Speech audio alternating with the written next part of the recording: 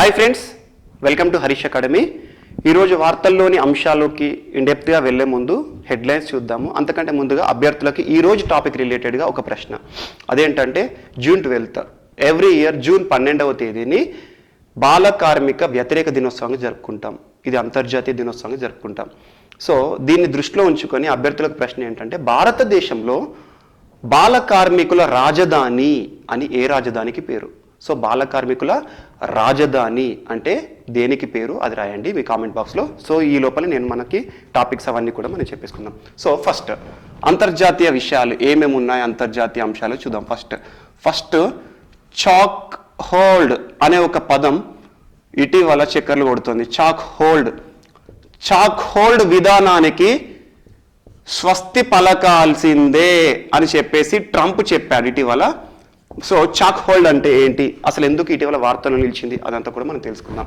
And జాతీయ మరియు అంతర్జాతీయ సెకండ్ టాపిక్ ఏంటంటే రెండింటి పరంగా ఇంపార్టెంట్. అదేంటంటే border adjustable tax, border adjustable or adjustment tax, border adjustment tax. Border adjustment tax అంటే ఏంటి, అసలు ఏ రకంగా విధిస్తారో అదంతా కూడా మనం తెలుసుకుందాము. అండ్ జాతీయ అంశాల విషయాలకు వస్తే ఇటీవల వార్తలో నిలిచిన మోస్ట్ ఇంపార్టెంట్ 500 సంవత్సరాల క్రితం నాటి ఒక పురాతన దేవాలయం బయటపడింది. అది ఏ రాష్ట్రంలో బయటపడింది, ఏ సంస్థ వెలికి తీసింది, అదంతా కూడా మనం తెలుసుకుందాం. అండ్ నెక్స్ట్ మోస్ట్ ఇంపార్టెంట్ మన టాపిక్లో గార్ జనాభాని మొట్టమొదటిసారి మనం క్యాలిక్యులేట్ చేయబోతున్నాం. ఎన్ని గార్స్ ఉన్నాయి? గార్ అంటే బైసన్ అండి. బైసన్స్ ఎన్ని ఉన్నాయి, ఇటీవల కాలంలో దానికి సంబంధించి ఎవరు సర్వే చేశారు, ఏ ప్రాంతాల్లో సర్వే చేశారు, నీలగిరీస్ ఎక్కడ ఉన్నాయి, సో దానికి సంబంధించి అన్ని విధానాలు కూడా మనం తెలుసుకుందాం. And next nature index. ఇటీవల నేచర్ ఇండెక్స్ అనే ఒక సర్వే డేటా రిలీజ్ అయింది. అందులో ఇండియా పొజిషన్ ఏంటి, నేచర్ ఇండెక్స్ని ఎవరు సర్వే చేశారు, అదంతా కూడా మనం తెలుసుకుందాం. And next RT-PCR test and ICMR survey, దీనికి సంబంధించి తెలుసుకుందాం. ఇటీవల RT-PCR అనే పదం వార్తలు నిలిచింది. దానికి సంబంధించి అసలు ఏ రకంగా RT-PCR టెస్ట్ అనేది ఉపయోగపడుతుంది, ఏ వ్యాధిని నిర్ధారించడానికి RT-PCR టెస్ట్ చేస్తారు, అదంతా కూడా తెలుసుకుందాం. అండ్ నెక్స్ట్ అంతరిక్షంలో ఫిఫ్త్ స్టేట్ ఆఫ్ మ్యాటర్ అంటే ఏంటంటే, ఇప్పటివరకు మనకు తెలిసిన 4 పదార్థం యొక్క రూపాలు సాలిడ్ కానివ్వండి, లిక్విడ్ కానివ్వండి, సో గ్యాసియస్ ఫామ్ కానివ్వండి, దీంతో పాటు ఫిఫ్త్ స్టేట్ ఆఫ్ మ్యాటర్ అంటే పదార్థానికి 5వ స్థితి కూడా కనుక్కోవడం జరిగింది. అది ఎలా కనుక్కున్నారో, అసలు అది ఏ పదార్థాన్ని ఏమంటారో, అదంతా కూడా మనం తెలుసుకుందాం. అండ్ ఇటీవల వార్తలు నిలిచిన అంశం GM crops, genetically modified crops అంటే ఏంటి, దానికి సంబంధించిన ఆంక్షలు ఎవరు విధిస్తారు, ఎవరి అండర్ కంట్రోల్లో ఉంటాయి, ఇవన్నీ తెలుసుకుందాం. దీంతో పాటు మిస్లేనియస్ అంశాలు కూడా మనం ఇక్కడ యాడ్ చేసుకుందాం. సో నెక్స్ట్ ఇక వార్తల్లో వ్యక్తుల విషయానికి వస్తే ఫస్ట్ వసంత్ రాయ్జీ. ఎవరు ఈ వసంత్ రాయ్జీ, అసలు తన స్పెషాలిటీ ఏంటి, ఏ రంగానికి సంబంధించిన వ్యక్తి, సో అవన్నీ కూడా మనం తెలుసుకుందాం. And second Vasireddy Narayana Rao. So Vasireddy Narayana Rao, ఈ ఇద్దరు వ్యక్తులు కూడా ఇటీవల మరణించిన వ్యక్తులుగా నిలిచారు. And next third Nagendra Prasad ఎవరు, ఏ రకంగా తన వార్తలు నిలిచాడో అదంతా కూడా తెలుసుకుందాం. అండ్ నెక్స్ట్ క్రీడల విషయానికి వస్తే మోస్ట్ ఇంపార్టెంట్ ICC సంబంధించి కొన్ని నిబంధనలు, కొత్త రూల్స్ అనేవి ICC ప్రకటించింది క్రికెట్కి సంబంధించి. ఆ నిబంధనలు ఏంటి, ఆ నిబంధనలకు సంబంధించి కమిటీకి ఎవరు అధ్యక్షత వహించారు, ఆ కొత్త నిబంధనలు ఎలాంటివి మనం చూడబోతున్నాము, సో కరోనా సబ్స్టిట్యూట్ అని చెప్పేసి రాబోతున్నాయి, అవన్నీ కూడా మనం తెలుసుకుందాం. అండ్ నెక్స్ట్ ఇక ఏపీ విషయానికి వస్తే ఇటీవల క్యాబినెట్ నిర్ణయాలు జరిగినాయి. ఆ క్యాబినెట్ నిర్ణయాలు కొన్ని పథకాల గురించి ప్రస్తావన జరిగింది. ఆ క్యాబినెట్ నిర్ణయాలు ఏంటి, ఆ ప్రస్తావనలు ఏంటి, అవన్నీ కూడా మనం తెలుసుకుందాం. కొన్ని పథకాల గురించి సూచనప్రాయమైన నిర్దేశం చేయడం జరిగింది ఏపీ ప్రభుత్వం, వాటికి సంబంధించి చూద్దాం. అండ్ నెక్స్ట్ 2 రాష్ట్రాలు ఏపీ మరియు తెలంగాణకు సంబంధించి కృష్ణా బోర్డు అనేది రద్దు చేయబోతున్నట్టుగా ఒక వార్త వచ్చింది. దాని ప్లేస్లో అథారిటీ అనేది ఏర్పాటు చేయబోతున్నారు. అసలు కృష్ణా బోర్డు ఏంటి, అథారిటీ ఏంటి, అదంతా కూడా మనం తెలుసుకుందాం. అండ్ నెక్స్ట్ తెలంగాణ విషయానికి వస్తే మోస్ట్ ఇంపార్టెంట్ మొహతూక్. మొహతూక్ అంటే ఏంటి, మొహతూక్ అనేది ఏ వర్గం ప్రజలు జరుపుకుంటారు, ఇవన్నీ కూడా ఈరోజు మన వార్తల్లో నిలిచిన మోస్ట్ ఇంపార్టెంట్ అంశాలు నిలిచాయి. సో ఒక్కొక్కటి చిన్న చిన్న టాపిక్స్ ఫస్ట్ కంప్లీట్ చేద్దాము, తర్వాత మనం మిగతా అంశాలకు వద్దాం. సో చాక్ హోల్డ్, ఇటీవల ఈ పదము చాలా దేశాల్లో వినిపిస్తుంది. వాస్తవానికి చాక్ హోల్డ్ అనే ఒక విధానం ద్వారా ఇటీవల ఒక వ్యక్తి చనిపోయాడు. ఆ వ్యక్తి పేరే జార్జ్ ఫ్లాయిడ్. సో అమెరికాలో పోలీసులు ఒక ప్రయోగం చేస్తారు. ఒక వ్యక్తిని పట్టుకున్నప్పుడు తన నెక్ పైన టోటల్గా నిర్బంధం చేస్తారు. శ్వాస తీసుకోవడానికి వీలు లేకుండా టోటల్ బ్లాక్ చేస్తారు. అలా కాలితో కానీ మోచేతో కానివ్వండి శ్వాస తీసుకోవడం ఇబ్బంది పెట్టే చర్యని చాక్ హోల్డ్ అంటారు. సో అలా అమెరికా పోలీసులు రెగ్యులర్గా ఈ చర్యను వాడుతూ ఉన్నారు. సో అలాంటి చర్యకి ఇటీవల మనం చూసాము, జార్జ్ ఫ్లాయిడ్ అనే నల్ల జాతీయుడిని ఇటీవల వైట్ పోలీస్ ఆఫీసర్ తన మెడపైన కాలు పెట్టి నుదిమి చంపాడు.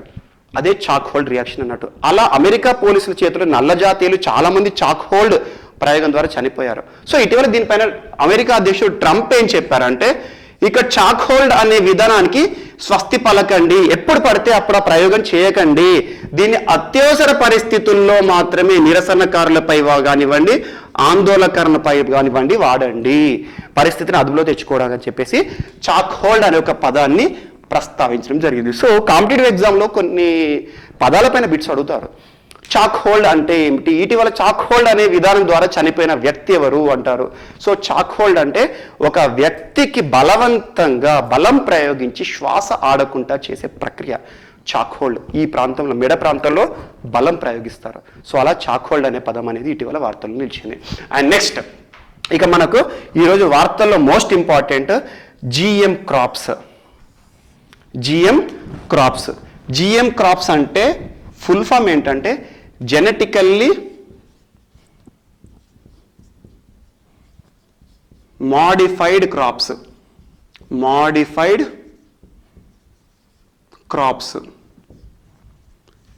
దీనికి సంబంధించిన వివాదము ఏ రాష్ట్రంలో చోటు చేసుకుంది అంటారు. ఇటీవల మహారాష్ట్రలో జెనెటికల్లీ జిఎం క్రాప్స్ విషయంలో ఒక ఆందోళన అనేది ఏర్పడింది. ఆ ఆందోళన ముందుండి నడిపించిన వారు ఎవరంటే షెట్కారీ సంఘటన్ అనే ఒక సంస్థ. షెట్కారీ సంఘటన్, ఇది షెట్కారీ సంఘటన్ అంటే ఏంటంటే ఒక రైతుల యొక్క సమూహం, రైతు సంస్థ అనొచ్చు.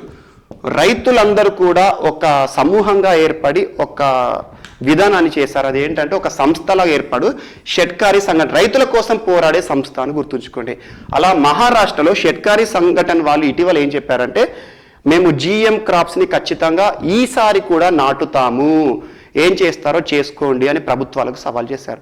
ఈసారి కూడా నాటుతామంటే లాస్ట్ ఇయర్ కూడా ఈ షెట్కారీ సంఘటన వాళ్ళు రైతులకు పిలుపునిచ్చారు, మీరు జెనెటికల్లీ మాడిఫైడ్ క్రాప్స్ని వాడండి అని చెప్పేసి లాస్ట్ ఇయర్ వాడారు, అప్పుడు వివాదాస్పైంది. ఈ ఇయర్ కూడా జెనెటికల్లీ మాడిఫైడ్ క్రాప్స్ని వాడబోతున్నామని చెప్పారు.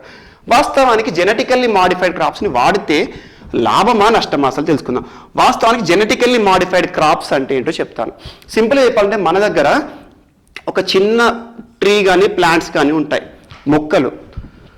మనము ఏదైనా ఆకుకూరలు కానీ లేదంటే ఏదైనా చెట్లు పెంచాలంటే విత్తనాలు అనేవి ఇంపార్టెంట్. సో ఒక చెట్టు నుండి వచ్చిన విత్తనాలు ఏవైతే ఉంటాయో వాటిని నాటడం ద్వారా మళ్ళీ హాఫ్ స్ప్రింగ్స్ సేమ్ ఇవే లక్షణాలతో కూడిన మొక్కలు అనేవి మళ్ళీ వస్తాయి. ఇది కామన్గా సహజపూర్వకంగా జరిగే ఒక చర్య. సో ఏ చెట్టు విత్తనాలు నాటితే ఆ చెట్టు అనేది వస్తుంది, సింపుల్ వర్డ్స్లో. సో ఇప్పుడు జెనెటికల్లీ మాడిఫైడ్ క్రాప్స్లో ఏం చేస్తారంటే, ఈ విత్తనాలు ఏవైతే ఉన్నాయో ఆ విత్తనాలలో ఒక కొత్త జన్యువుని ప్రయోగిస్తారు, కొత్త జన్యువుని యాడ్ చేస్తారు, కొత్త జీన్ జెనెటికల్లీ జీన్ని ఎందులో యాడ్ చేస్తారు, విత్తనాల్లో యాడ్ చేస్తారు. సో ఈ జీన్ని ఎక్కడి నుండి తీసుకుంటారు అయితే వేరే ప్లాంట్ స్పీసీస్ నుండి తీసుకోవచ్చు, వేరే ప్లాంట్స్లో ఉండే జీన్ని ఇందులో యాడ్ చేయొచ్చు, లేదా ఎనిమల్ నుండి మనకు కావలసిన జీన్ని తీసుకోవచ్చు, లేదా ఫంగల్ నుండి తీసుకోవచ్చు. ఎలా అయినా సరే మనకు కావలసిన లక్షణాలతో ఒక కొత్త మొక్కని పెంచాలి అనే ఉద్దేశం మనకు వచ్చినప్పుడు జీన్ అనేది మాడిఫికేషన్ చేస్తాము, జెనెటికల్గా మాడిఫికేషన్ చేస్తాము. సో ఈ విత్తనంలో ఎగ్జాంపుల్ ఒక మొక్క నాకు కావాలి, అది ఏముండాలి, ఈ మొక్క ఎగ్జాంపుల్ ఒక మామిడి చెట్టు అనుకోండి. మామిడి చెట్టుని ఎలా చేయాలని జెనెటికల్ మార్పిడి, మామిడి లోపల ఆ టెంక ఉంటుంది కదా, ఆ టెంక లేకుండా మామిడి పండుని ఉత్పత్తి చేయాలనుకుంటున్నాను అనుకోండి. ఏం చేస్తారు, ఆ టెంక లేకుండా ఏదైతే అవసరమో ఒక కొత్త జీన్ని యాడ్ చేసేసి ఆ మొక్కని ఏదైతే ఉంటుందో దాని సహజ సిద్ధంగా కాకుండా మార్పులు చేసి మనకు అనుకూలంగానే మనం చేసుకుంటాం. సో ఈ రకంగా జెనెటికల్ మాడిఫికేషన్ చేస్తారు. ఇది మొక్కల్లోనే కాదు, ఎనిమల్స్లో కూడా ఉంటుంది. ఎనిమల్లో జన్యు మార్పిడి చేస్తే ఏమవుతుంది, మనకు కావలసిన లక్షణాలతో కొత్త జంతువుని సృష్టించవచ్చు. అలా కొన్ని చిన్న చిన్న కుక్క పిల్లల్ని కానివ్వండి, వాటికి వెంట్రుకలు కానివ్వండి ఎక్కువగా ఉండేలా కానివ్వండి, మనకు నచ్చినట్టుగా ఫాస్టెస్ట్ రన్నింగ్ ఎనిమల్ కానివ్వండి, ఎలా అంటే అలా మనకు కావాల్సిన లక్షణాలతో కొత్త ప్రోడక్ట్ని డెవలప్ చేయడం జెనెటికల్లీ మాడిఫికేషన్. సో దీనికి సంబంధించి మొక్కల విషయంలో ఏ జిఎం క్రాప్స్ని వాడాలి, ఏ జిఎం క్రాప్స్ని వాడొద్దు అని చెప్పే ఒక అత్యున్నత సంస్థ భారతదేశంలో ఏంటంటే జెనెటికల్ ఇంజనీరింగ్ అప్రైజల్ కమిషన్. ఈ కమిషన్ ఏం చెప్తుంది అంటే భారతదేశంలో జన్యు మార్పిడి చెందిన మొక్కల విషయంలో ఏ మొక్కల్ని వాడాలి, ఏ విత్తనాలను వాడాలి, ఏ విత్తనాలను వాడకూడదని చెప్పేసి కొన్ని పాస్ట్లేస్ చేస్తుంది, కొన్ని నిబంధనలు చేస్తుంది. అలా భారతదేశంలో జెనెటికల్లీ మాడిఫైడ్ క్రాప్స్లో ఒకే ఒక్క మొక్కకు పర్మిషన్ అనేది ఉంది, ఎవరైనా దాన్ని వాడచ్చు. అది ఏంటి అంటారు, భారతదేశంలో జన్యు మార్పిడి పంటల్లో ఎవరు ఏ మొక్కను వాడచ్చు, ఏ మొక్కకు పర్మిషన్ అనేది ఉంది, అథారిటీ ఉంది అంటే మనకి బీటీ కాటన్ పత్తి బీటీ కాటన్ మొక్కకి అధికారికంగా అనుమతి ఉంది, ఎవరైనా బీటీ కాటన్ని పండించవచ్చు అని చెప్పేసి. So BT cotton example genetically modified crop అని చెప్తున్నాను. బీటీ అంటే ఏంటంటే బ్యాసిల్లస్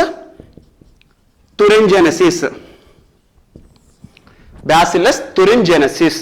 దీన్ని ఎందులో నుండి ఇస్తారు, సాయిల్ నుండి ఒక బ్యాక్టీరియం నుండి తీసేసి కాటన్ సీడ్కి చేస్తారు. సో కాటన్ సీడ్లో ఇచ్చిన తర్వాత ఈ ఏదైతే ఉంటుందో దీని యొక్క ప్రొడక్టివిటీ పెంచడం లాంటివి మనం చేస్తాము. సో బీటీ కాటన్ అంటే బ్యాసిల్లస్ తురింజెనసిస్ అనే ఒక జన్యువుని కాటన్ విత్తనంలో వేయడం అన్నట్టు. అలా బీటీ కాటన్కి భారతదేశంలో ఎవరైనా వాడచ్చు, రైతులు పండించవచ్చు అని చెప్పేసి పర్మిషన్ ఉంది. ఇది తప్ప వేరే మొక్కలకు ఎలాంటి పర్మిషన్ లేదు. సో ఎగ్జాంపుల్ జన్యుని ఎందుకు మార్పు చేస్తారు, ఒక విత్తనంలో కొత్త జన్యుని ఎందుకు యాడ్ చేస్తారు అంటే ఈరోజు మనం చూడండి కొన్ని మొక్కలకి పురుగులు లేదా పెస్ట్ కంట్రోల్ చేయడానికి రకరకాల పురుగులు దాడి చేసి ఆ ప్రోడక్ట్ లేకుండా చేయడం కానివ్వండి, కొన్ని మొక్కలకు నీటి ఎద్దడి సౌకర్యాలు అనేవి కావాలి. ఎగ్జాంపుల్ నీరు లేని సౌకర్యాలు ఉన్నాయనుకో, నీరు లేకుండా కూడా పెంచే మొక్కలు కావాలి అనుకోండి, ఏం చేస్తారు, దానికి ఏదైతే మొక్కలు నీరు లేకుండా కూడా పెరిగే లక్షణాలు ఉంటాయో ఆ జన్యువుని ఈ విత్తనంలో ఇన్సర్ట్ చేస్తారు. అలా మనకు కావలసిన లక్షణాలతో మొక్కని ఏర్పాటు చేస్తాం అన్నట్టు విత్తనాలని. అలా భారతదేశంలో బీటీ కాటన్కి మాత్రం పర్మిషన్ ఉంది, గవర్నమెంట్ అప్రూవ్ చేస్తుంది. దాదాపు 95% విత్తనాలు బీటీ కాటనే వేస్తారు. ఇక వాటితో పాటు అథారిటీ గవర్నమెంట్ పర్మిషన్ లేనివి ఏమేమి ఉన్నాయంటే example HTBT cotton, herbicide BT cotton అంటారు, హెచ్టీబీటీ కాటన్ ఇది కానివ్వండి, and BT brinjal, next DMH11 mustard. వీటి విషయంలో ఈ మూడింటి విషయంలో ఎలాంటి పర్మిషన్ లేదు, ఓన్లీ ప్రభుత్వం అప్రూవ్ చేసింది బీటీ కాటన్ మాత్రమే. ఎలాంటి మాడిఫికేషన్ జన్యుపరమైన మార్పులు ఉన్న మొక్కలనైనా కూడా వాడకూడదు. ఒకవేళ ఈ అప్రూవ్ లేని జెనెటికల్లీ జిఎం క్రాప్స్ని గిట్ట మనం వాడితే, జిఎం క్రాప్స్ని మనం పొలంలో పండిస్తే ఏమవుతుంది అంటే ప్రభుత్వము ఏం చేస్తుందంటే 1986 ప్రొటెక్షన్ ఆఫ్ ఎన్విరాన్మెంట్ యాక్ట్, పర్యావరణాన్ని కాపాడాలి అని ఒక చట్టం ఉంది. ఇలా పర్యావరణానికి ఆ మొక్కల ద్వారా హాని కలుగుతుందని చెప్పేసి వ్యక్తికి 5 సంవత్సరాల జైలు శిక్ష అండ్ ₹1,00,000 జరిమానా, ఫైన్, ఇంప్రిజన్మెంట్ ఆర్ బోత్. అలా ప్రభుత్వ ఉల్లంఘనలు చేసినట్టయితే, ప్రభుత్వ ఆదేశాలను పాటించకుండా ఇష్టం వచ్చిన జిఎం క్రాప్స్ని వాడితే శిక్షకి గురవుతారు. అలా భారతదేశంలో ఒక్క పంటకి మాత్రమే ఉంది, బీటీ కాటన్కి పర్మిషన్ అనేది ఉంది. సో ఇటీవల ఏం చేసిందంటే మహారాష్ట్రలో షెట్కారీ సంఘటన వాళ్ళు ఏం చెప్పారు అంటే మేము బీటీ కాటన్ని వాడతాము, బీటీ బ్రింజాల్ని వాడతాము, DMH11ని వాడతాము, మా ఇష్టమైన పంటల్ని మా ఇష్టమైన పొలంలో వేసుకుంటాము అని చెప్పేసి ఒక ఆందోళన చేసింది. అలా జెనెటికల్లీ మాడిఫైడ్ క్రాప్స్ విషయంలో ఒక వార్త దేశమంతా కూడా నిలిచింది. అలా జెనెటికల్లీ మాడిఫైడ్ క్రాప్స్ అనేది మీకు బయోటెక్నాలజీ, మైక్రోబయాలజీలో డెప్త్గా ఉంటుంది, నేర్చుకోండి. సో ఇక్కడ మనకు ఓవర్వ్యూగా చూస్తాను. అండ్ నెక్స్ట్, మరి ఒకవేళ GM క్రాప్స్ని విచ్చలవిడిగా వాడితే ఏమవుతుందంటే సాయిల్ డిగ్రేడ్ కావడం కానివ్వండి, సాయిల్ పనికి రాకుండా పోవడం కానివ్వండి, కొంతకాలానికి పర్యావరణం అంతా కలుషితం కావడం కానివ్వండి, అసలు మట్టి మొత్తం జీవం లేకుండా తయారవడం కానివ్వండి, అలాంటి విధానాలు ఉంటాయని చెప్పేసి పర్యావరణానికి హాని అవుతుంది, మన నేచర్కి విరుద్ధంగా పోవడం కరెక్ట్ కాదని చెప్పేసి చాలా వాటిపైన ఆంక్షలు విధించడం జరిగింది. ఇటీవల GM క్రాప్స్ అనేవి వార్తల్లో నిలవడం జరిగింది. అదొకటి చూసుకోండి. అండ్ నెక్స్ట్ మన అంశాల్లో మోస్ట్ ఇంపార్టెంట్, ఫస్ట్ చిన్నగా కంప్లీట్ చేద్దాం. వసంత్ రాయ్జీ వార్తల వ్యక్తి. వసంత్ రాయ్జీ ఎవరంటే ఫస్ట్ క్లాస్ క్రికెటర్, మాజీ ఫస్ట్ క్లాస్ క్రికెటర్. అంటే మన ఇండియాలో చెప్పేది ఏంటంటే రంజీ ప్లేయర్ అనొచ్చు. So first class cricketer. మన భారతదేశంలో క్రికెట్ రంగానికి వసంత్ రాయ్జీ ఇటీవల చనిపోయారు. అతడు ఏ రంగానికి సంబంధించిన వాడంటే మాజీ క్రికెటర్. భారతదేశంలో దాదాపు 9 ఫస్ట్ క్లాస్ క్రికెట్ మ్యాచ్లు ఆడాడు. ఇటీవల తను 100వ పుట్టినరోజు కూడా జరుపుకున్నాడు.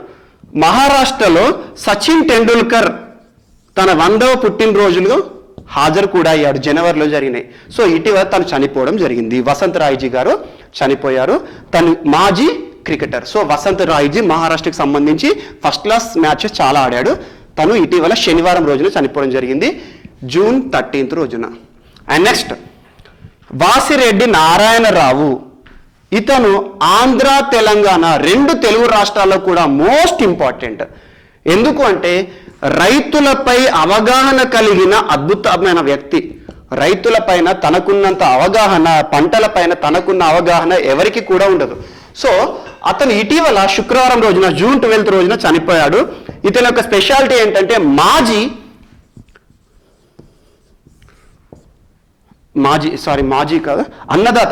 అన్నదాత పుస్తకం అనేది ఉంటుంది రైతులకు సంబంధించి. అన్నదాతకి మాజీ సంపాదకుడు. అన్నదాత పుస్తకం ఏదైతే ఉంటుందో రైతులకు సంబంధించి మార్గదర్శి ఉంటుంది, దానికి మాజీ సంపాదకుడు అన్నదాత విషయం. సో రైతులకు సంబంధించి చాలా అవగాహన కార్యక్రమాలు కూడా చేశాడు. అతను 90s ఏజ్లో ఇటీవల చనిపోవడం జరిగింది. కృష్ణా జిల్లాలో చనిపోయాడు. సో కృష్ణా జిల్లా తన యొక్క స్వగ్రామము హైదరాబాద్లో చనిపోవడం జరిగింది జూన్ 12 రోజున. And next third, Nagendra Prasad. ఇతను కూడా తెలుగువాడు. ఇతను విదేశీ శాఖలో, భారత కేంద్ర ప్రభుత్వంలో విదేశీ శాఖలో గల్ఫ్ రీజియన్లో ప్రతినిధిగా పనిచేస్తున్నాడు, గల్ఫ్ ప్రాంతాలకు ప్రతినిధిగా పనిచేస్తున్నాడు. సో ఇటీవల ఇతను consul general to America, India యొక్క కాన్సుల్ జనరల్, అమెరికాకి భారతదేశ ప్రతినిధిగా కాన్సుల్ జనరల్గా అపాయింట్ అవ్వడం జరిగింది. ఇతను కూడా తెలుగు వ్యక్తే. సో ఈ 3 వ్యక్తులు కూడా ఇటీవల వార్తల్లో నిలిచిన మోస్ట్ ఇంపార్టెంట్ వ్యక్తులు. అండ్ నెక్స్ట్, క్రీడల విషయంలో ICC నిబంధనలను ఇటీవల మార్చడం జరిగింది. ICC నిబంధనలు మార్చాలి అని ఏ కమిటీ వేశారంటే అనిల్ కుంబ్లే కమిటీ వేయడం జరిగింది. అనిల్ కుంబ్లే గారు కొన్ని కండిషన్స్ని ICC ముందు పెట్టారు. దీనికి ICC కూడా అప్రూవ్ చేసింది, అనుమతి కూడా లభించింది, ఆమోదించబడ్డాయి. ఆ కండిషన్స్లో మోస్ట్ ఇంపార్టెంట్ అంటే క్రికెట్ మ్యాచ్ కనుక మీరు చూసినట్టు ఉంటే కొన్ని అంశాలు ఉంటాయి. చూడండి, క్రికెట్ బాల్ ఉంటుంది. Cricket ball reverse swing, out swing, in swing అనేవి ఉంటాయి కొన్ని నిబంధనలు. సో రివర్స్ స్వింగ్ బాల్ని రివర్స్ స్వింగ్ చేయాలి అంటే బౌలరు మెరుపు దిద్దాలి, మెరుపు రావాలి. బాల్ సైడ్ ఏదైతే ఉంటుందో బాల్కి 1 సైడ్ మెరుపు రావాలని చెప్పేసి ఉమ్మితో స్పిట్ చేస్తూ ఉంటాడు, ఉమ్మితో తూడుస్తూ ఉంటాడు. క్రికెట్ మ్యాచ్ ఆడి చూడండి, ఆ బాల్ని తూడుస్తూ ఉంటాడు, తన క్లాత్కి కానివ్వండి ఉమ్మితో తూడుస్తూ ఉంటాడు. ఇకపైన అలా ఉమ్మితో బాల్ని తూడకూడదు. ఒకవేళ పదే ఉమ్మి తూడ్చినట్టయితే, బాల్కి తూడ్చినట్టయితే అపోనెంట్ జట్టు ఏదైతే ఉంటుందో వాళ్ళకి 5 పరుగులు ఇస్తారు ఇప్పటి నుండి. Example, India versus Australia match జరిగింది అనుకోండి. ఆస్ట్రేలియన్ క్రికెటర్ పదే బాల్ని ఉమ్మితో తూడ్చినప్పుడు ఇండియాకి 5 రన్స్ ఇస్తారు అన్నట్టు, ఎందుకంటే పెనాల్టీ కింద. సో ఈ రకంగా ఒక నిబంధన వచ్చింది. అండ్ దీనికి సంబంధించి చాలా మంది అడుగుతున్నారు, సచిన్ టెండూల్కర్ లాంటి ప్రముఖులు అడుగుతున్నారు. కొన్ని శీతల దేశాలు ఉంటాయి, న్యూజిలాండ్ కానీ, ఆస్ట్రేలియా కానీ, ఇంగ్లాండ్ కానీ, ఇలాంటి దేశాల్లో చాలా టెంపరేచర్ చాలా లోగా ఉంటుంది. మరి అలాంటి పరిస్థితిలో చెమట అనేది రాదు. మరి ఇప్పుడు బాల్ని మెరుపు రావడానికి ఉమ్మి తూడరాదు, కానీ వ్యక్తికి వచ్చే చెమట ఉంటుంది కదా, చెమటతో తుడవచ్చు అని చెప్పారు ఫస్ట్ కండిషన్లో. సో చెమటని వాడొచ్చు బాల్ పైన రుద్దడానికి అన్నారు.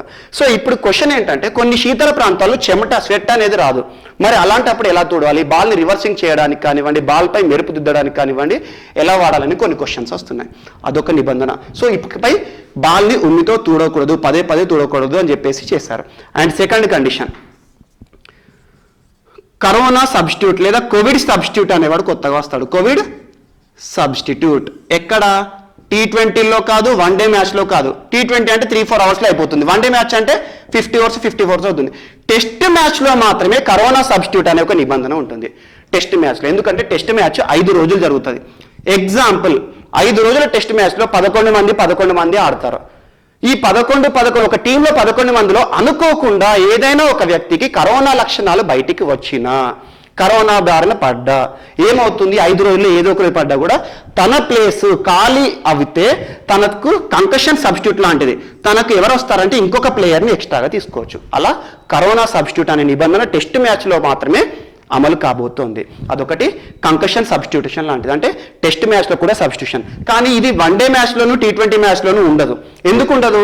T20 అనేది 3-4 అవర్స్లో అయిపోతుంది, వన్డే మ్యాచ్ అనేది మార్నింగ్ స్టార్ట్ అయితే ఈవినింగ్ వరకు అయిపోతుంది. అంతలోనే కరోనా లక్షణాలు అనేవి బయటకు వచ్చే అవకాశం లేవు. కాబట్టి 5 రోజుల మ్యాచ్లో ఈ రోజున్న పరిస్థితి రేపు ఉండదు. ఒక వ్యక్తికి జ్వరం అనేది చెప్పిరాదు. సో అలా హెల్త్ కండిషన్స్ విషయంలో కరోనా సబ్స్టిట్యూట్ అనేది టెస్ట్ మ్యాచ్లో రాబోతోంది. అండ్ నెక్స్ట్, ఇప్పటి వరకు ఏదైనా ఇంటర్నేషనల్ మ్యాచ్ జరిగితే ఇంటర్నేషనల్ ఎంపైర్స్ వచ్చేవాళ్ళు మన భారతదేశానికి మ్యాచ్ నిర్వహించడానికి, ఎంపైరింగ్.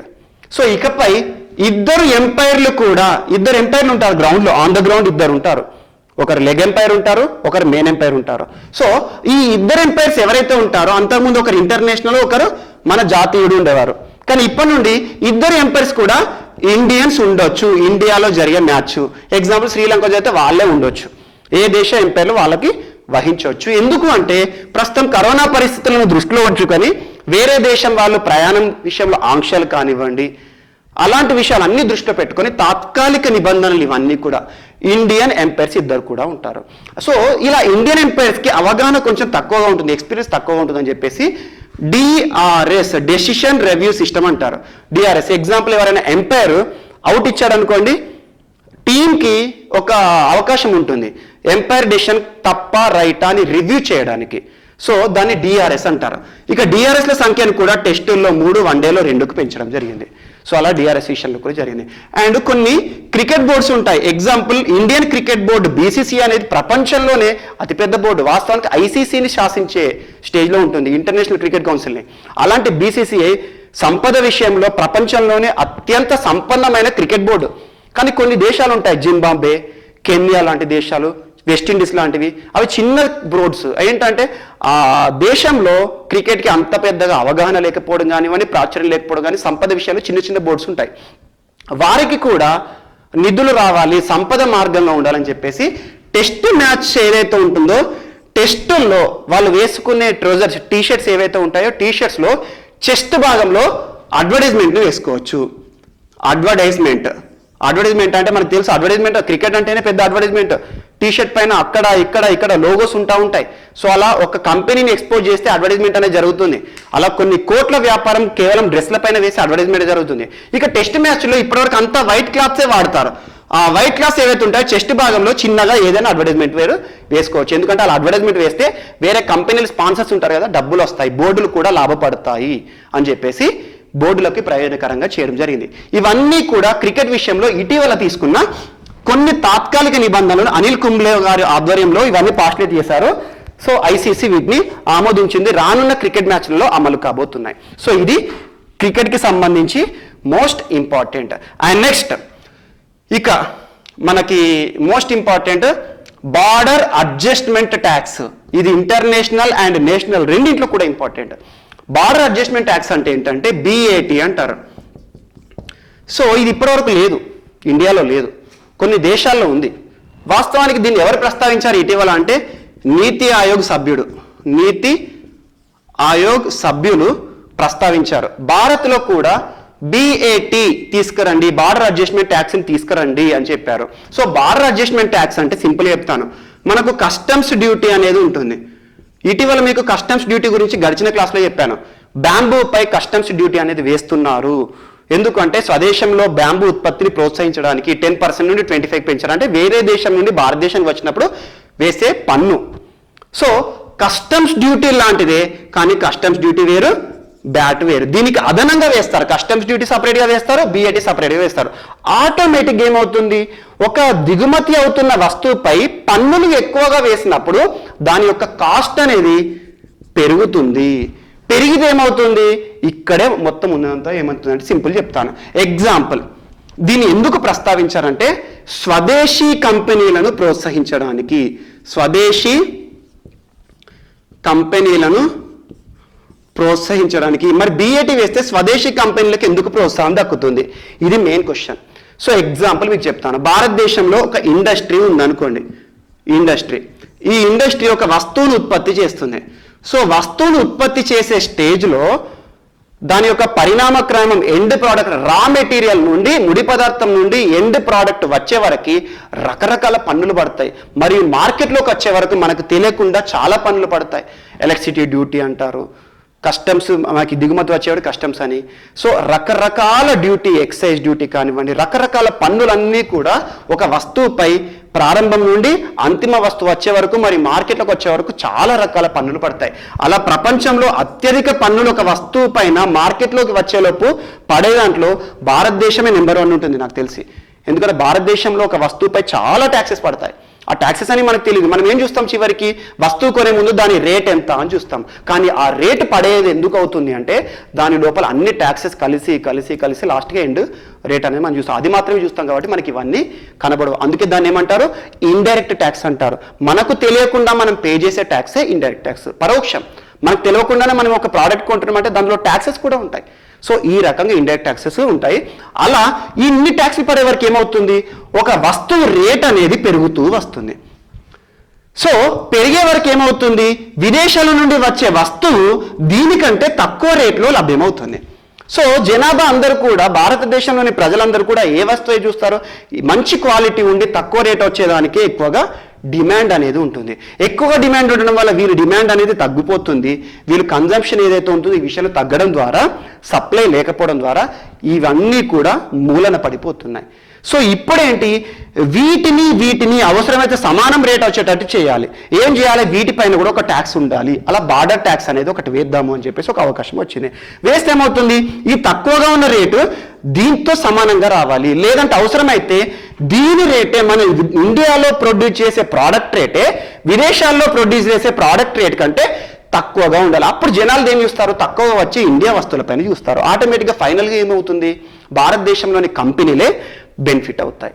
సో ఈ రకంగా బెనిఫిట్ అవ్వడానికి భారతదేశంలో ఒక border adjustable tax, border adjustment tax అనేది తీసుకురావాలి అని చెప్పారు. ఇది చాలా దేశాల్లో అమల్లో ఉంది. కానీ ఇది అమలు చేస్తే ఏమవుతుంది అంటే, వేరే దేశానికి మన దేశానికి ట్రేడ్ అనేది ఇంపార్టెంట్.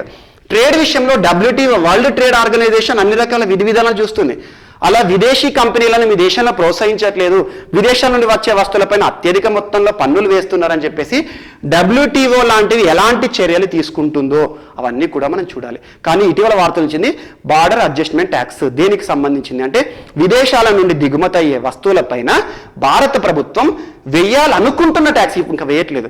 ఎందుకు వేస్తుంది, ఆ రేట్ అనేది మన భారతదేశంలో ఉండే వస్తువు, సేమ్ వస్తువు ఏదైతే ఉంటుందో సమానం చేయాలి. లేదంటే భారతదేశంలోని వస్తువే చౌకగా కనబడాలి, విదేశంలో వచ్చే వస్తువు రేట్ అనేది ఎక్కువగా కనబడాలి. ఆటోమేటిక్గా తక్కువ రేటు ఉన్న స్వదేశీ కంపెనీ వస్తువు అనేది డిమాండ్ పెరుగుతుంది. స్వదేశీ కంపెనీలు స్వావలంబన సాధిస్తాయి. ఇదంతా కూడా ఒక సైకిల్ రియాక్షన్. సో ఈ రకంగా ఇటీవల వార్తల్లో నిలిచిన most important. And next most important ఇక్కడ ఇంకొకటి ఏంటంటే, మనకి అంతరిక్షంలో 5th స్టేట్ ఆఫ్ మ్యాటర్ని కనుక్కోవడం జరిగింది ఇటీవల. అంతరిక్షంలో 5th స్టేట్ అంటే మనకు తెలుసు, ఇప్పటి వరకు వస్తువులన్నీ కూడా మీరు చూడండి, ఘన పదార్థం అంటారు, సాలిడ్, లిక్విడ్ స్టేట్ ద్రవ పదార్థం, వాయు gaseous state, and 4th state plasma state. 4 పదార్థానికి 4 రూపాలు ఉంటాయి. ఒకటి ఘన పదార్థం సాలిడ్ అంటారు, ద్రవ పదార్థం వాయు పదార్థం, ప్లాస్మా. ఇవి ప్రపంచానికి తెలిసిన 4 స్టేట్స్ ఆఫ్ మ్యాటర్. ఇప్పుడు 5th స్టేట్ కూడా వచ్చింది. సో ఆ ఫిఫ్త్ స్టేట్ ఏందని చెప్పే ముందు చెప్తాను. సాలిడ్ స్టేట్లో అణువులు కానీ పరమాణులు ఏంటి ఒక్కొక్కటి దగ్గరగా ఉంటాయి. అండ్ ఈ రెండు అణువులు పరమాణుల మధ్యలో బంధం అనేది దృఢంగా ఉంటుంది. ఆ వస్తువు అంతా కూడా గట్టిగా ఉంటుంది. అత్యంత ఎక్కువ బలం అనేది వీటి మధ్యలో ఉండే అణువు పరమాణుల మధ్య. So solid, liquid, gas, plasma, ఇప్పటి వరకు 4 స్టేట్స్ మనకు తెలుసు, పదార్థం యొక్క 4 స్థితులు. సో దానికి ఇప్పుడు ఫిఫ్త్ స్టేట్ అనేది యాడ్ చేయబడింది. అదేంటంటే బోస్ ఐన్స్టీన్ స్టేట్ అంటారు. బోస్ ఐన్స్టీన్ స్టేట్ అంటే ఏంటి అని అడుగుతారు.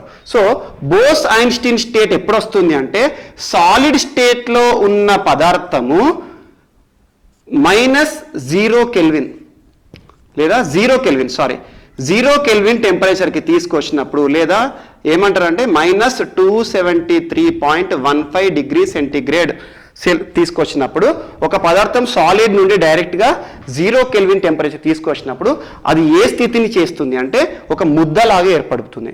దాన్ని ఏమంటారంటే బోస్ ఐన్స్టీన్ స్టేట్ అంటారు. కానీ ఇప్పటి వరకు దీని నిరూపణ జరగలేదు. దీన్ని సత్యేంద్రనాథ్ బోస్ ఇండియాకి సంబంధించి ఆల్బర్ట్ ఐన్స్టీన్ వీళ్ళిద్దరు కలిసి వాళ్ళు చాలా ఏళ్ల క్రితమే దీన్ని ఒక స్టేట్ అనేది ఉంటుంది, ఫిఫ్త్ స్టేట్ ఆఫ్ మ్యాటర్ ఉంటుంది అన్నారు. కానీ ఇది ఆచరణలో పాసిబుల్ కాలేదు. కానీ ఇటీవల వార్తలు ఎందుకు నిలిచిందంటే ఇంటర్నేషనల్ స్పేస్ స్టేషన్ అంతర్జాతీయ అంతరిక్ష కేంద్రంలో సైంటిస్టులు ఫిఫ్త్ స్టేట్ ఆఫ్ మ్యాటర్ కూడా ఉంటుంది అని చెప్పడం జరిగింది. సో సత్యేంద్రనాథ్ బోస్ ఇతను భారతదేశం నుండి పద్మ విభూషణ్ అవార్డు గెలుచుకున్నాడు. అండ్ ఆల్బర్ట్ ఐన్స్టీన్ క్వాంటమ్ సిద్ధాంతం, ఇతనికి నోబెల్ అవార్డు 1920 టైంలో వచ్చింది. సో వీరిద్దరి పేరు మీదుగా పదార్థం యొక్క 5వ స్థితిని బోస్ ఐన్స్టీన్ స్టేట్ అంటారు. సాలిడ్ స్టేట్లో ఉండే ఒక పదార్థాన్ని 0 కెల్విన్ టెంపరేచర్కి తీసుకొస్తే లేదా -273 డిగ్రీ సెంటీగ్రేడ్లోకి తీసుకొస్తే ఫిఫ్త్ స్టేట్ ఆఫ్ మ్యాటర్కి వస్తుంది. హైయెస్ట్ స్టేట్ ఏంటి టెంపరేచర్ పరంగా? ఇప్పుడు ప్లాస్మా స్టేట్. లీస్ట్ స్టేట్ ఏంటి? Bose Einstein state. ఇప్పుడు ఆర్డర్ చూసుకుంటే దీనికంటే ముందు ఏంటి? Gas, liquid, solid. So fifth ఇది సాలిడ్ నుండి ఇది ఇంకా టెంపరేచర్ తగ్గుతాయి. సో టెంపరేచర్ పెరిగే కొద్దీ పదార్థాల మధ్యలో దాని లోపల ఉండే అణువు పరమాణుల మధ్యలో దూరం అనేది బంధం అనేది వీక్ అవుతుంది, అలా డిస్పర్స్ అయ్యి ఉంటాయి. సో ఈ రకంగా పదార్థానికి సంబంధించి ఇటీవల వార్త నిలిచింది. బట్ ఇదంతా సైన్స్ అవసరం లేదు.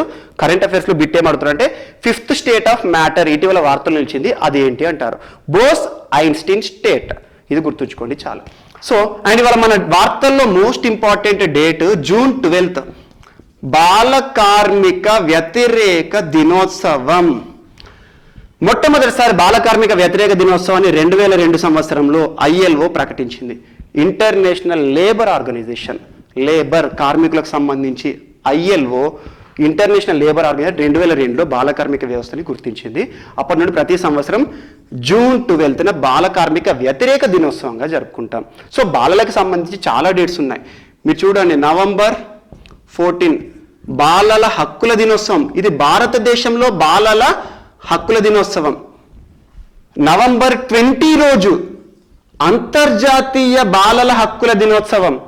అంతర్జాతీయ బాలల హక్కుల దినోత్సవం.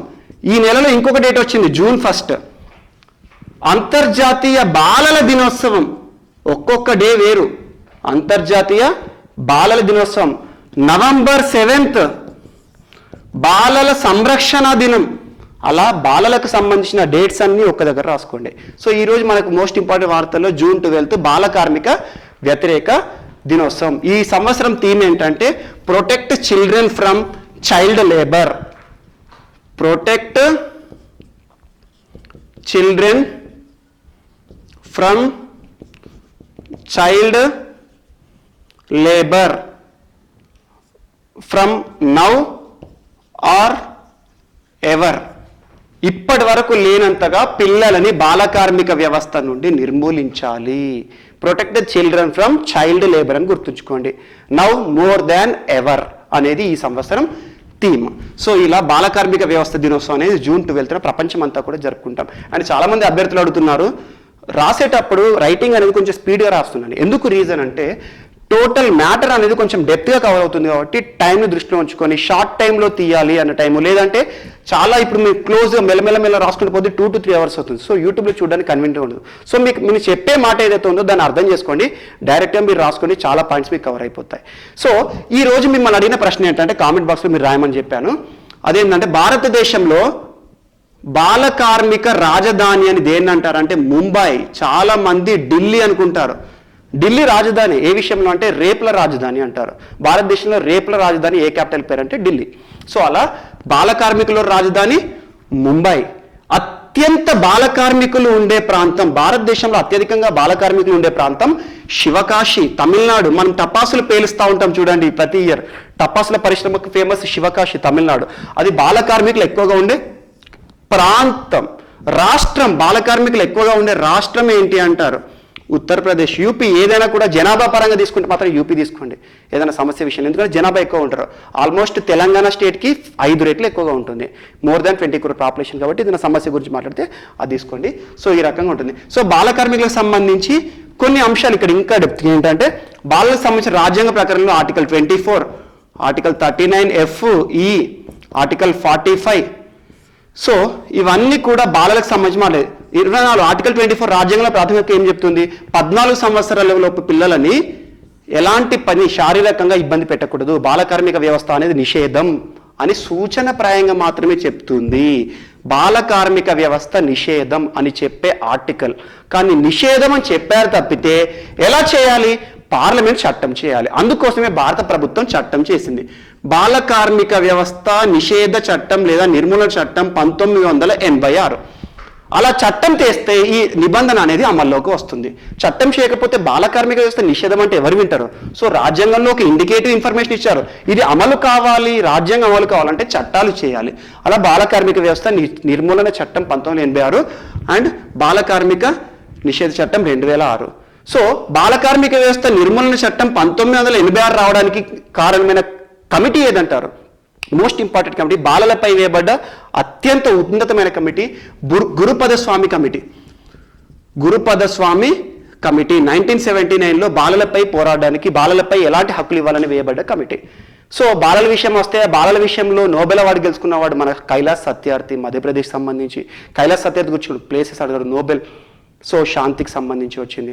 సో ఈ రకంగా బాలలకు సంబంధించిన నిబంధనలు అండ్ ఆర్టికల్ 39 ఏం చెప్తుందంటే ఏ వ్యక్తిని కూడా తన సామర్థ్యానికి మించి ఇబ్బంది పెట్టకూడదు.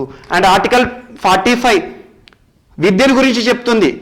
Free pre primary education, free pre primary education. ఎందుకంటే ప్రైమరీ ఎడ్యుకేషన్ ఎప్పుడు వస్తుంది? ఆర్టికల్ 21A 6 సంవత్సరాల నుండి 14 సంవత్సరాల పిల్లలకి విద్యను ప్రాథమిక హక్కుగా కల్పించాలి. ఇక్కడ ఇది కల్పించారు కాబట్టి ఇది 6 సంవత్సరాల లోపు, అంటే 3 నుండి 6 సంవత్సరాల పిల్లలకి విద్యను ప్రాథమిక హక్కుగా కల్పించడం. ఆర్టికల్ 45 అంటే ఆదేశిక సూత్రాల్లో ఉంటుంది కాబట్టి ప్రభుత్వం చేపట్టాలి. ఆర్టికల్ 45 విద్యను కల్పిస్తుంది కదా, సో ప్రభుత్వం ఏం చేయాలి? KG to PGలు అలాంటి అంగన్వాడీలు, చిన్న 6 సంవత్సరాల పిల్లల కోసం అంగన్వాడీలు ఉంటాయి, అవన్నీ కూడా ఆర్టికల్ 45 ద్వారా చేస్తారు. అండ్ ఆర్టికల్ 21A 6 సంవత్సరాల నుండి 14 సంవత్సరాల పిల్లలకి ఉచిత విద్యని కానివ్వండి, విద్యా హక్కును కల్పిస్తుంది. ఇవన్నీ కూడా మీరు లింక్ చేసేసుకోండి. ఓకే, సో నెక్స్ట్ ఇక మన టాపిక్లో RT-PCR టెస్ట్ మోస్ట్ ఇంపార్టెంట్. మిమ్మల్ని ఎవరైనా క్వశ్చన్ అడిగారు అనుకోండి కాంపిటేటివ్ ఎగ్జామ్లో, కరోనా టెస్ట్ అంటున్నారు, కానీ కరోనాను నిర్ధారించే టెస్ట్ పేరేంటి అన్నారు అనుకోండి, ఎవరైనా చెప్పే ప్రయత్నం చేయండి. ఇది కరోనాని నిర్ధారించే టెస్ట్. సార్స్కో వైరస్ని గుర్తిస్తుంది, సార్స్కో వైరస్ 2ను గుర్తిస్తుంది, SARS-CoV-2 వైరస్ మన కరోనా కారణమైన వైరస్. సో దీని ఫుల్ ఫామ్ ఏంటంటే reverse transcription polymerase chain reaction. Reverse transcription polymerase chain reaction. దీన్ని ICMR Indian council for medical research వాళ్ళు ఆమోదించారు. కరోనా టెస్టులు చేయండి అంటే ఇదే చేసేది, అస్సే అంటారు. మీకు కెమిస్ట్రీ వాళ్ళకు అర్థమవుతుంది అస్సే అనే పదం. సో అస్సే ఆధారంగా చేస్తారు. అలా ఈ టెస్ట్ అనేది ఇప్పటివరకు కరోనా విషయంలో చేస్తున్నారు. కానీ ఈ టెస్ట్ ప్లేస్లో ఇప్పుడు ఏం చేశారంటే RT-PCR టెస్ట్ని అమలు చేయండి అని చెప్పేసి CCMB ల్యాబ్ వారు ICMRకి సూచించారు. CCMB centre for cellular and molecular biology మన హైదరాబాద్లో ఉంది.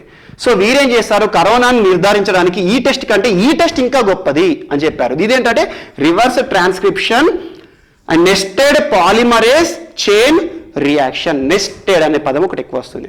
సో సిసిఎంబి ఎందులో ల్యాబొరేటరీ అండి? సిఎస్ఐఆర్లో ఒక వింగ్ ల్యాబొరేటరీ. సో వీళ్ళు ఐసీఎంఆర్ సూచించారు. ఈ టెస్ట్ వల్ల అతి తక్కువ సమయంలో ఎక్కువ టెస్టులు చేయొచ్చు దీంతో పోలిస్తే, అండ్ చౌక ధరల్లో చేయవచ్చు అని చెప్పేసి కొత్త టెస్టులు చూపించారు. ఇది సిసిఎంబి వారు ఐసీఎంఆర్కి సబ్మిట్ చేయడం జరిగింది. చూడాలి కొత్త టెస్ట్ మారుతుందా లేదా అని చూడాలి. అండ్ ఇటీవల ఐసీఎంఆర్ వారు కరోనా విషయంలో ఒక సర్వే రిలీజ్ చేస్తారు. ఆ సర్వే ఏంటంటే వాస్తవానికి భారతదేశంలో కరోనా కేసులు 3 లక్షలకు దాటిపోయినాయి ఇప్పటికే మనకు తెలుసు. అందులో యాక్టివ్ కేసులు వచ్చేసి 1,45,000 అరౌండ్ ఉన్నాయి. యాక్టివ్ కేసులు ఇంకా కరోనాతో బాధపడుతున్నవారు, కరోనాతో మరణాలు దాదాపు 8,000 మరణాలు దాటిపోయినాయి. సో ఇలాంటి కరోనా సమయంలో ఐసీఎంఆర్ దాదాపు ఏప్రిల్ టైంలో ఒక సర్వే చేసింది. ఆ సర్వే దేని ఆధారం చేసిందంటే సిరోలాజికల్ టెస్ట్ అంటే బ్లడ్ శాంపుల్ తీసుకుంటే సరిపోతుంది. మన కరోనా టెస్ట్ చేయాలంటే నోస్లో కానీ ఒక పిన్ పెట్టేసి తీస్తారు శాంపుల్. బట్ సిరోలాజికల్ టెస్ట్ అంటే యాంటీబాడీ టెస్ట్ అనొచ్చు. యాంటీబాడీ టెస్ట్ మనకు తెలుసు మన శరీరంలో ఉండేవి యాంటీజెన్స్, మన శరీరంలో ఉండేవి యాంటీబాడీస్. ఏదైనా ఫారెన్ పార్టికల్ ప్యాథోజన్స్ వచ్చినాయి అనుకోండి, వైరస్ కానీ ఫంగీ కానీ బ్యాక్టీరియా కానీ బయట నుండి మన శరీరంలోకి ప్రవేశించేదాన్ని యాంటీజెన్ అంటాము. అలా యాంటీజెన్ మన శరీరంలోకి ప్రవేశించినప్పుడు దాన్ని అడ్డుకోవడానికి మన శరీరం యాంటీబాడీస్ని ఉత్పత్తి చేస్తుంది. అలా యాంటీబాడీ మన శరీరంలో వాటికి యాంటీజెన్ రెండింటి మధ్యలో ఒక యుద్ధం అనేది ఏర్పడుతుంది. యాంటీబాడీస్ యాంటీజెన్స్ పైన గెలిచాయనుకోండి మనకు రోగం అనేది నయమైపోతుంది. యాంటీబాడీస్ పైన యాంటీజెన్స్ గెలిచాయనుకోండి రోగం అనేది ఇంకా క్షీణించిపోతుంది. అలా బయట నుండి వచ్చి మన శరీరంలో వ్యాధిని కలిగించే వాటిని యాంటీజెన్స్ అంటాము. సో ఈ యాంటీజెన్స్ వచ్చినప్పుడు మనకు చూడండి పోలియో టెస్ట్ ఉంటుంది. పోలియో రాకుండా మనకు చిన్నప్పుడు చుక్కలు వేస్తారు. అవేంటి? పోలియో రాకుండా వేసేది కూడా పోలియో వైరసే. బట్ పోలియో వైరస్ని అటెన్యుయేషన్ చేస్తారు. అంటే ఏంటంటే వీక్ దాన్ని దాదాపు కొట్టి అది చనిపోయే స్థితిలో మన శరీరానికి వేస్తారు. అది వేసినప్పుడు ఏమవుతుంది? మన శరీరం లోపల యాంటీబాడీస్ పలానా ఒక యాంటీజెన్ వచ్చినప్పుడు అప్పుడు మేము ఇలా ఫైట్ చేసాము, సేమ్ అదే ప్రిన్సిపల్ ఈసారి కూడా ప్రయోగిద్దాం అనుకుంటారు. రెండోసారి యాక్టివ్గా ఉండే పోలియో వైరస్ మన శరీరంలోకి వచ్చింది అనుకోండి, ఏమవుతుంది? సో యాక్టివ్ ఉండే పోలియో అంతకుముందు వచ్చింది వీడే, సో వీడిని ఎలా చేసామో అదే ప్రిన్సిపల్ ఇక్కడ చేద్దామని చెప్పేసి వ్యాధి రాకుండా ఆపడతాయి. అలా పోలియో వైరస్ మన శరీరంలో ప్రవేశించినా కూడా యాంటీబాడీస్ ఆటోమేటిక్గా మన శరీరంలో అప్పటికే ఉత్పత్తి అయ్యాయి. ఎందుకంటే అంతకుముందు పోలియో వైరస్ వేసినాం. సో వేసినాం కాబట్టి ఒక ఇమ్యునలాజికల్ మెమరీ అంటే ఈ యాంటీబాడీస్ అన్ని ఉత్పత్తి అయ్యి రెడీగా ఉంటాయి. నెక్స్ట్ టైం సేమ్ అలాంటి వాడే వస్తే మళ్ళీ వాడిని చంపేస్తాము అని చెప్పేసి. అలా కరోనాకి సంబంధించి సిరోలాజికల్ టెస్ట్ ఏంటంటే యాంటీబాడీస్ని వ్యక్తుల నుండి కలెక్ట్ చేస్తారు.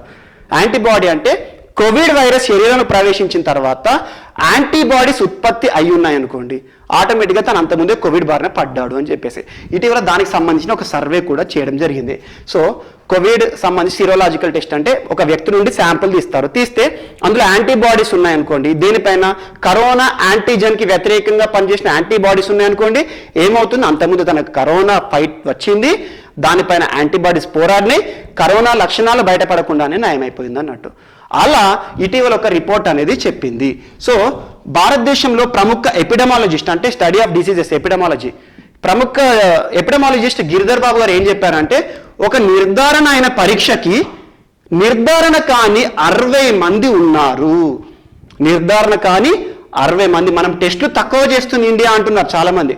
టెస్టులు చేస్తే నిర్ధారమైన పరీక్షలే మనకు కేసులు 3 లక్షలు, కానీ టెస్టులు లేకుండా వ్యాధి లక్షణాలు బయటపడకుండా చాలా మంది ఉన్నారు. సో వాళ్ళందరికీ టెస్ట్ చేస్తే తెలుస్తుంది, ఈ నెంబర్ పెరుగుతుంది. కానీ అట్లా టెస్టులు లేకుండా వ్యాధి లక్షణాలు బయటపడకుండా కరోనా బారిన పడ్డ వాళ్ళు ఒక యాక్టివ్ కేసు నిర్ధారణ అయిన దానికి నిర్ధారణ కానివి 60. అంటే ఏంటి? ఈరోజు 3 లక్షలు ఇంటూ 60 అంటే 1,80,00,000 మందికి కరోనా వచ్చి ఉంటుంది ఇప్పటికే అని కొన్ని సర్వే చెప్తున్నాయి. కానీ అధికారికంగా టెస్ట్లే మాత్రం మనం చూసుకోండి సరిపోతుంది. బట్ చూడాలి దానికి సంబంధించి ఎలాంటి గైడ్లైన్స్ ఇస్తారు, మరి లాక్డౌన్ ఏ రకంగా ఉంటాయి, ఇవన్నీ కూడా ఆంక్షలు చూడాలి. సో ఆర్టీపీసీఆర్ టెస్ట్ అంటే దీని ఫుల్ ఫామ్ చూసుకోండి, reverse transcription polymerase chain reaction test. దేనికోసం చేస్తారు అంటే కోవిడ్ని నిర్ధారించడానికి చేస్తారు, అది గుర్తుంచుకోండి చాలు. సో దానికి నెస్టెడ్ పాలిమరేజ్ న్యూక్లియర్ రియాక్షన్, అందులో డిఎన్ఏ ఏదైతే ఉంటుందో దాన్ని మాడిఫై చేసేసి చేయాలి అని చెప్పేసి ఇటీవల సిసిఎంబి వారు ప్రకటించడం జరిగింది. సో ఈ రకంగా ఈ టెస్ట్కి సంబంధించిన ఇన్ఫర్మేషన్ అనేది వచ్చింది. అండ్ నెక్స్ట్ 500 సంవత్సరాల నాటి పురాతన ఒక దేవాలయము గోపీనాథ్ దేవ్ దేవాలయం ఇటీవల బయటపడింది. ఎక్కడ అంటే ఒరిస్సా రాష్ట్రంలో నాయగఢ్ డిస్టిక్లో మహానదిలో బయటపడింది. మహానది అనగానే మీకు గుర్తుంచుకోండి, కొన్ని నదుల పేర్లు చెప్పగానే మనకు గుర్తు రావాలి. మహానది ఒరిస్సాకి సంబంధించింది. 500 సంవత్సరాల క్రితం నాటి ఒక టెంపుల్ నదిలో కొట్టుకుపోయింది. ఇటీవల ఇంటాక్ సైంటిస్టులు దీనిలో రీసెర్చ్ చేశారు. ఇంటాచ్ అంటే Indian national trust for arts and cultural heritage. INTACH heritage సంబంధించిన పరిశోధనలు చేస్తారు archaeologist group. Indian national trust for art and cultural heritage INTACH వీరు జరిపిన తవ్వకాలు, వీరు జరిపిన పరిశోధనల్లో ఒక టెంపుల్ బయటకు వచ్చింది. ఆ టెంపుల్ పేరు ఏంటంటే గోపీనాథ్ దేవాలయం. అది 15వ లేదా 16వ శతాబ్దంలో కట్టి ఉంటారు అని చెప్పడం జరిగింది. అలా హిస్టరీ పార్ట్లో దీన్ని యాడ్ చేసుకోండి. ఇటీవల బయటపడ్డ మహానదిలో బయటపడ్డ టెంపుల్ ఏంటి, అది ఏ దేవునికి సంబంధించింది, అది ఏ రాష్ట్రంలో బయటపడింది, అది ఏ సంస్థ బయట పెట్టింది అంటారు. సో ఇంటాచ్ వాళ్ళు ఒరిస్సాలో నాయగఢ్ ప్రాంతంలో బయటపడింది. సో ఇదొకటి. And next most important AP related issues. ఇటీవల కృష్ణా బోర్డును రద్దు చేసి అథారిటీని తీసుకొస్తాము అని చెప్పేసి కేంద్ర ప్రభుత్వంలోని జలవనరుల శాఖ మంత్రి కూడా 1-2 సార్లు ప్రస్తావించారు. ఎందుకంటే కృష్ణా నదిలో దాదాపు 2130 టీఎంసీల నీళ్లు, దీనికంటే తక్కువ నీటి మట్టం ఉందనుకోండి, తక్కువ నీరు లభ్యత ఉన్నప్పుడు దీనిపైన ఆధారపడి ఉన్న ఏపీ, తెలంగాణ, మహారాష్ట్ర, కర్ణాటక ఈ రాష్ట్రాల మధ్యలో గొడవలు జరుగుతాయి. ఎగువన ఉన్న రాష్ట్రాలు నీటిని పంచుకుంటాయి, దిగున వచ్చే వరకు మాకు నీరు వస్తలేవని చెప్పేసి కృష్ణా నదిలో ఎప్పుడు కూడా తగాదాలే ఉంటాయి. ఎప్పుడైనా తక్కువ ఉన్నప్పుడే గొడవలు ఎక్కువ ఉంటాయి, ఎక్కువ ఉన్నప్పుడు గొడవలు కావు. ఎందుకు కృష్ణా నదితో పోలిస్తే గోదావరి నది పైన వివాదాలు తక్కువ అంటే ఒక్కటే, గోదావరి నదిలో నీళ్లు పుష్కలంగా ఉంటాయి, ప్రాజెక్టులు తక్కువగా ఉంటాయి. కృష్ణా నదిలో నీళ్లు తక్కువగా ఉంటాయి, ప్రాజెక్టులు ఎక్కువగా ఉంటాయి. సో తక్కువ నీరు ఉన్న దగ్గర గొడవలు జరుగుతూ ఉంటాయి. అండ్ ఒక రాష్ట్రానికి మధ్యలో నది విషయంలో గొడవ ఎందుకు జరుగుతుందంటే, ఒక రాష్ట్రంలో నది పుడుతుంది, ఆ పుట్టిన నది ఇంకో రాష్ట్రం నుండి వేరే రాష్ట్రం పోతుంది. అలా నది పారిన ప్రాంతం ఏదైతే ఉంటుందో ఈ నీరు మాకు అని చెప్పేసి వీటి మధ్యలో గొడవ జరుగుతూ ఉంటుంది. పొత్తులో భూమి మధ్యలో గొడవలు ఎక్కువ అన్నట్టు ఈ రకంగా 4-5 నదులు, ఒక నది 4-5 రాష్ట్రాల నుండి పోతుంది అనుకోండి, ఖచ్చితంగా కూడా వస్తుంది. ఒక నది ఒక రాష్ట్రంలో పుట్టి ఒక రాష్ట్రంలో అంతమైంది అనుకోండి, ఎలాంటి గొడవ రాదు. సో ఈ నదిని పరిష్కరించడానికి ఆర్టికల్ 262 అనేది మనకు రాజ్యాంగంలో మోస్ట్ ఇంపార్టెంట్, లింక్ చేసుకోండి. ఇంటర్ స్టేట్ వాటర్ ట్రిబ్యునల్, అంతర్రాష్ట్ర జల మండలి ఏ నిబంధనలో పేర్కొనబడింది? ఆర్టికల్ 262 వాటర్ ట్రిబ్యునల్ గురించి చెప్తుంది. అలా ఒక్కొక్క నది పైన ఈ రాష్ట్రాల మధ్య వివాదాన్ని పరిష్కరించడానికి ఒక చట్టము ఈ రాజ్యాంగ నిబంధన ఆధారంగా భారత ప్రభుత్వం తెచ్చింది. అది అంతర్రాష్ట్ర జల వివాదాల నివారణ చట్టం 1956, inter state water disputes act 1956 అనేది తీసుకురావడం జరిగింది. అలా ఎలాంటి గొడవలు లేకుండా వీటిని నీటిని పంచాలి అని చెప్పేసి ట్రిబ్యునల్లను ఏర్పాటు చేస్తుంది. మనం చూడండి, కృష్ణా నది పైన బ్రిజేష్ కుమార్ ట్రిబ్యునల్ అని, గోదావరి నది పైన బచావత్ ట్రిబ్యునల్ అని, ఒక్కొక్క ట్రిబ్యునల్ ఏం చేస్తే ట్రిబ్యునల్ ఇచ్చే వాటిని అవార్డ్స్ అంటాము. ఆ ట్రిబ్యునల్ ఏం చేస్తుంది, వీటి మధ్యలో ఎంతెంత నీరు కేటాయించాలి, ఎన్ని టీఎంసీల నీళ్లు కేటాయించాలని చెప్తుంది. టీఎంసీ అనేది స్టేబుల్గా ఉండే నీటిని కొలుస్తారు, క్యూసెక్ అంటే ఫ్లోయింగ్ వాటర్ని కొలుస్తారు. ప్రమాణాలు మీకు ఫిజిక్స్లో ఇంపార్టెంట్. సో ఎన్ని టీఎంసీల నీటిని కేటాయించాలని చెప్తుంది. ట్రిబ్యునల్ ఇచ్చే తీర్పుని సుప్రీంకోర్టులో కూడా ఛాలెంజ్ చేయకూడదు. ఎందుకంటే ట్రిబ్యునల్ ఎవరైతే ఉంటారో ఆ పర్సన్ రిటైర్డ్ జడ్జి హోదాలో ఉంటాడు.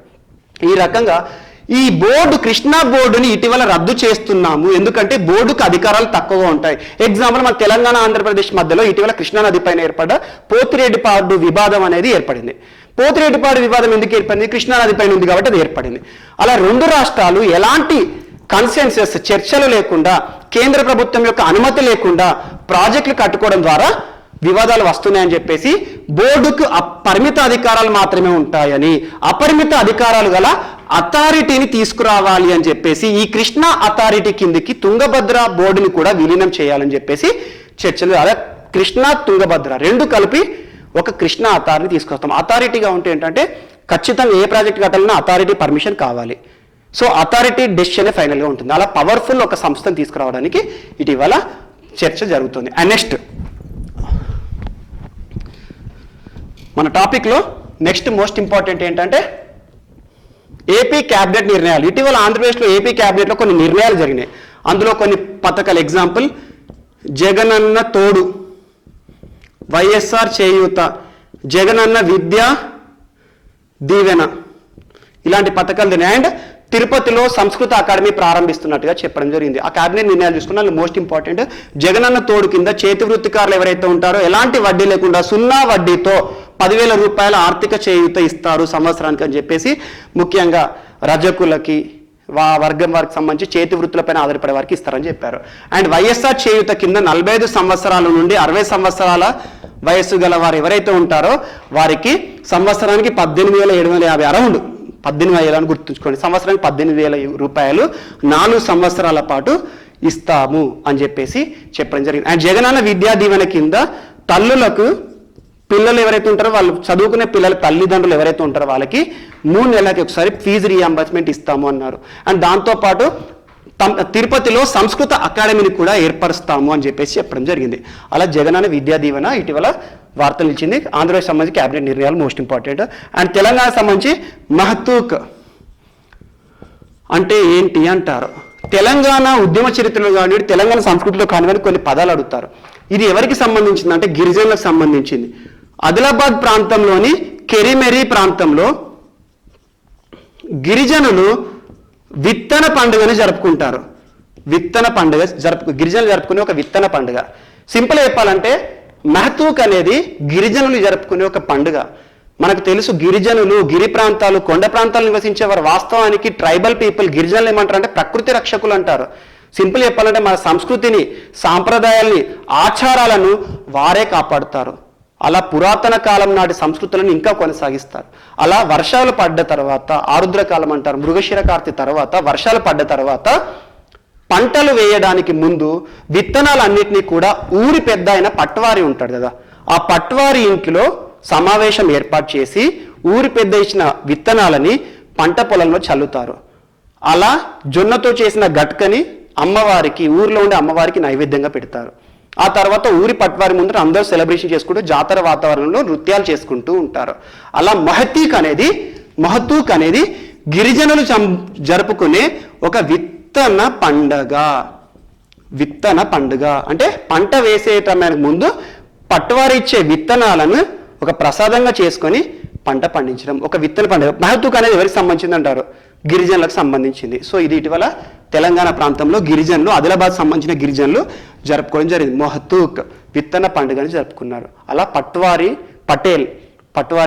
పటేల్ గ్రామ పటేల్ ఎవరైతే ఉంటారో వారి ఆధ్వర్యంలో జరుగుతుంది. అండ్ నెక్స్ట్ ఇక మనకు ఈరోజు వార్తల్లో మిగిలిన లాస్ట్ గార్ జనాభా. ఇండియన్ బైసన్ అంటారు. ఇండియన్ బైసన్ సింపుల్ చెప్పాలంటే వైల్డ్ బఫెల్లో అనొచ్చు దీన్ని. వైల్డ్ బఫెల్లో అడవి దున్నపోతు అనొచ్చు. చాలా పెద్ద ఆకారంలో ఉంటుంది. ఇటీవల దీనిపైన రీసెర్చ్ అనేది ఫారెస్ట్ డిపార్ట్మెంట్ వారు చేశారు. నీలగిరి ప్రాంతంలో దాదాపు 2,000 పైచిలుకు బైసన్స్ ఉన్నాయి. తమిళనాడు నీలగిరి ప్రాంతం అంటే ఎక్కువ తమిళనాడు ప్రాంతంలో 2,000 పైగా బైసన్స్ ఉన్నాయి అని చెప్పేసి బైసన్స్ జనాభా విషయంలో జరిపిన మొట్టమొదటి calculations. Indian bison IUCN red data book ఏదైతే ఉంటుందో, international union for conservation of nature and natural resources, అంతరించిపోతున్న వాటి గురించి అవగాహన చేయడానికి ఇది ఒక బుక్ రిలీజ్ చేస్తుంది. అందులో వీటిని వల్నరబుల్ కేటగిరీ కింద పెట్టింది. వల్నరబుల్ అంటే ఇక అంతరించిపోవడానికి రెడీగా ఉన్నాయి అని. And next wild life protection act 1972 కింద వీటిని షెడ్యూల్ 1లో పెట్టారు. షెడ్యూల్ 1లో పెట్టడం జరిగింది. అలా ఇండియన్ బైసన్ సంబంధించి ఇటీవల ఒక సర్వే జరిగింది. దాదాపు భారతదేశంలో 1990 సమయంలో 20,000కు పైచిలకు బైసన్స్ ఉండే, తగ్గుతూ వస్తున్నాయి జనాభా. సో ఇండియన్ బైసన్ సంబంధించి ఇండియన్ గార్ అంటారు. ఓకే, సో దానికి సంబంధించిన ఒక సర్వే బయటకు వచ్చింది. And nature list journal of science వారు రిలీజ్ చేస్తారు. జర్నల్ ఆఫ్ సైన్స్ ఏం చేస్తారంటే వీళ్ళు నేచర్ ఇండెక్స్ని రిలీజ్ చేస్తారు ఇటీవల. ఆ నేచర్ ఇండెక్స్ రీసెర్చెస్ కానివ్వండి, ప్రమాణాల విషయాలు తీసుకుంటే ఏదంతా అవసరం లేదు. నేచర్ ఇండెక్స్లో ఇండియా స్థానం ఎంత అంటే 12వ స్థానం. టాప్ ప్లేస్లో US, చైనా, రష్యా ఈ దేశాలు ఉంటాయి ఎక్కువగా. నేచర్ ఇండెక్స్ ఇటీవల రిలీజ్ అయింది. ఎవరు రిలీజ్ చేశారంటే జర్నల్ ఆఫ్ సైన్స్ వారు రిలీజ్ చేశారు. అందులో ఇండియా యొక్క స్థానం 12వ స్థానం. ఈ రకంగా మనకి ఈరోజు వార్తల్లో కొంచెం ఇండెప్త్ మ్యాటర్ ఇంకా చూసుకోండి. సో ఇందులో ముఖ్యమైన టాపిక్స్లో మోస్ట్ ఇంపార్టెంట్ ఏంటంటే 5th స్టేట్ ఆఫ్ మ్యాటర్ ఫిజిక్స్లో ఇంపార్టెంట్, ఇది చూసుకోండి. అండ్ ఇది పురాతన కాలం నాటిది హిస్టరీలో important. And border adjustment tax ఎకానమీలో ఇంపార్టెంట్. అండ్ ఇది ఇంటర్నేషనల్లో ఇంపార్టెంట్. అండ్ ఇవన్నీ పర్సన్స్ పెద్ద అంత అవసరం లేదు, కాకపోతే ఐసీసీ నిబంధనలు చూసుకోండి. అండ్ ఏపీకి రీజనల్ సంబంధించిన కరెంట్ అఫైర్స్లో కృష్ణా బోర్డు చూసుకుంటే తెలంగాణకు కూడా ఇంపార్టెంటే. అండ్ ఏపీ క్యాబినెట్లో కొన్ని పథకాలు ప్రస్తావించడం జరిగింది. ఆగస్టు 12 నుండి జగనన్న వైఎస్ఆర్ చేయూత లాంటి పథకాలు ప్రారంభం కాబోతున్నాయని చెప్పడం జరిగింది. అండ్ మొహత్తూక్ అనేది సంస్కృతిలో భాగంగా ఇంపార్టెంట్. Okay, thank you.